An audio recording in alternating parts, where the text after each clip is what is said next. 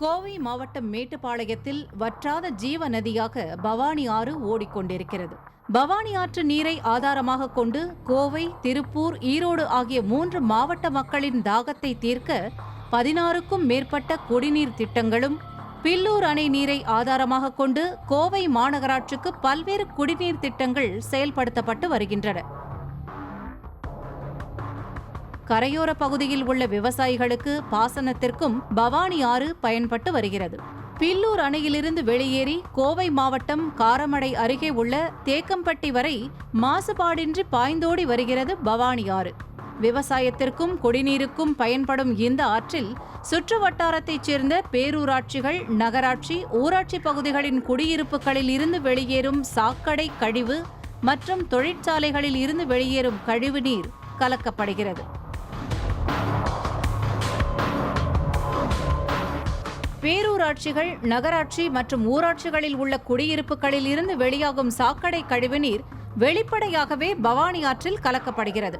ஆனால் தேக்கம்பட்டியில் உள்ள Sharada dairy products limited, Thekkampatti சாலையில் உள்ள ஐடிசி, மேட்டுப்பாளையத்தில் உள்ள யுனைடெட் ப்ளீச்சர்ஸ் பிரைவேட் லிமிடெட் ஆகிய தொழிற்சாலைகள் இரவு நேரத்தில் திருட்டுத்தனமாக பவானி ஆற்றில் கழிவு நீரை கலந்து வருவதாக புகார் எழுந்துள்ளது.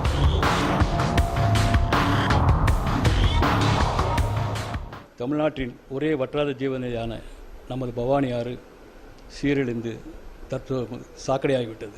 காரணம், ITC, Sharada Denim, United Bleachers Limited 3 ஆலையினுடைய கழிவுகள் மற்றும் நகராட்சியிலிருந்து நேராக ஆற்றில் கலக்கும் 28 சாக்கடைகள் எல்லாம் சேர்ந்து சாக்கடையாக மாறிவிட்டது. அரசு பொது மருத்துவமனையில் உள்நோயாளிகள் அமைப்பில் மாத்திரமே 400% 2012 2016 வரை உள்நோயாளிகளுடைய எண்ணிக்கை அதிகரித்துள்ளது என்பதை காப்போம் பவானி அறக்கட்டளை புள்ளி விவரமாக எடுத்தது. தேக்கம்பட்டியில் உள்ள Sharada dairy products limited, Thekkampatti சாலையில் உள்ள ஐடிசி, மேட்டுப்பாளையத்தில் உள்ள யுனைடெட் ப்ளீச்சர்ஸ் பிரைவேட் லிமிடெட் ஆகிய தொழிற்சாலைகள் தங்களது கழிவு நீரை ஆலை வளாகத்திற்குள்ளேயே சுத்திகரித்து விவசாயத்திற்கு பயன்படுத்தி வருவதாக கூறுகின்றன. ஆனால் உண்மையில் கழிவு நீரை சுத்திகரிக்காமல் சிறிதும் ஈவு இரக்கமின்றி மக்கள் குடிநீருக்காக பயன்படுத்தும் ஆற்றில் கலக்கின்றனர். இதற்காக யாரும் எளிதாக கண்டுபிடிக்க முடியாத ரகசிய இடத்தை தேர்ந்தெடுத்து அந்த வழியாக கழிவு நீரை பவானி ஆற்றில் கலக்கச் செய்து மக்களின் உயிருடன் விளையாடி வருகின்றனர் இந்த தொழிற்சாலைகளின் உரிமையாளர்கள்.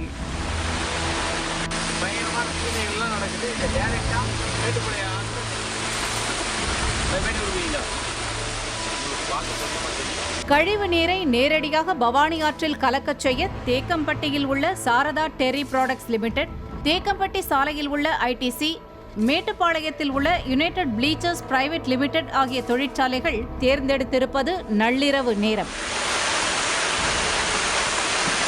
இரவு நேரத்தில் பவானி ஆற்றில் கலக்கும் கழிவு நீர் பொங்கும் நுரையுடன் ஓடுவது யாருக்கும் தெரியாது என்ற தைரியத்தில் திருட்டுத்தனமாக இந்த செயலில் தொழிற்சாலை நிர்வாகத்தினர் நீண்ட நாட்களாக ஈடுபட்டு வருகின்றனர்.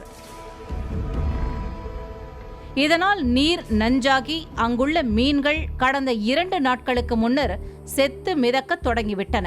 இதனால் ஆற்று நீரை ஆய்வு செய்ய மாசு கட்டுப்பாட்டு அதிகாரிகள் வரும் தகவல் அறிந்து கரட்டுமேடு பகுதியில் உள்ள நீர்மின் நிலையத்தில் கதவணையில் தேக்கி வைக்கப்பட்டிருந்த தண்ணீரை திறந்து மீன்களை அப்புறப்படுத்தும் முயற்சியில் ஈடுபட்டுள்ளனர் தொழிற்சாலை நிர்வாகிகள்.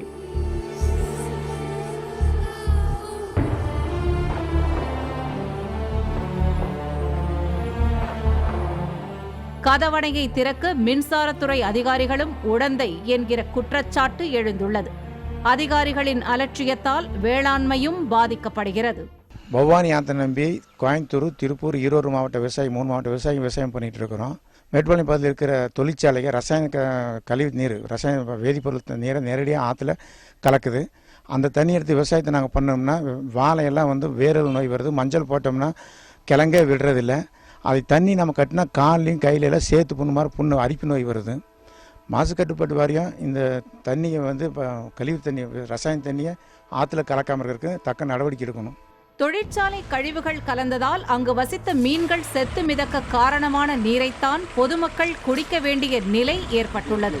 இதனால் பொதுமக்களுக்கு புற்றுநோய், தோல் நோய்கள் மற்றும் சொறி, சிரங்கு, அரிப்பு ஆகிய நோய்கள் வர வாய்ப்புள்ளதாக மருத்துவர்கள் தெரிவித்துள்ளனர். இப்படி மக்கள் குடிநீருக்கு பயன்படுத்தும் ஆற்றில் கழிவுநீரை கலந்துதான் இந்த தொழிற்சாலைகள் பணம் சம்பாதிக்க வேண்டுமா?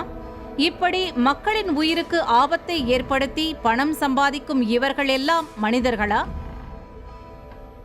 பணத்திற்காக எதையும் செய்யும் இவர்கள் மீது நடவடிக்கை எடுப்பது யார்? மாசு கட்டுப்பாடு உள்ளிட்ட துறை அதிகாரிகள் என்ன செய்கிறார்கள் என அடுக்கடுக்காக கேள்வி எழுப்புகிறார்கள் மேட்டுப்பாளையம் மக்கள்.